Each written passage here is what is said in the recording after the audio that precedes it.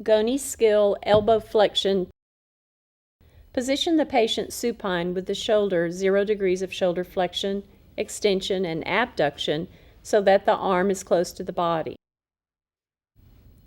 Place a pad under the distal end of the humerus to allow full elbow extension.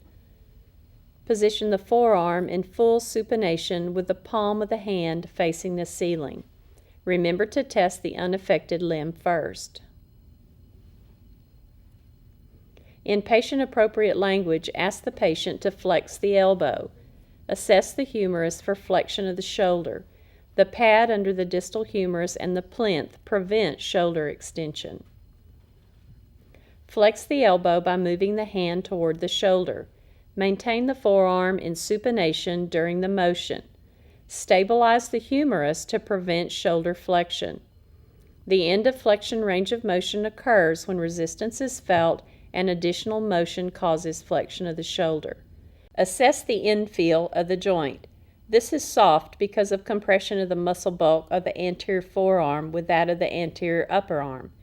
If the muscle bulk is small, the infill may be hard because of contact between the coronoid process of the ulna and the coronoid fossa of the humerus, and because of contact between the head of the radius and the radial fossa of the humerus. The infill may also be firm because of tension in the posterior joint capsule, the lateral and medial heads of the triceps muscle, and the anconeus muscle. You're now ready to measure the joint range of motion. Make sure you expose the bony landmarks you'll be using. Align the axis of the goniometer over the lateral epicondyle of the humerus.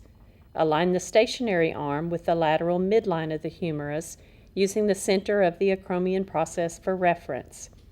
Align the movable arm with the lateral midline of the humerus using the radial styloid process for reference. Ask the patient to perform flexion of the elbow as done previously, maintaining the goniometer in alignment through the entire range of motion, and observe for any extraneous movements of the shoulder. Read the degrees of motion on the goniometer and then ask the patient to return the arm to the starting position. Remain at eye level of the goniometer when reading the measurement.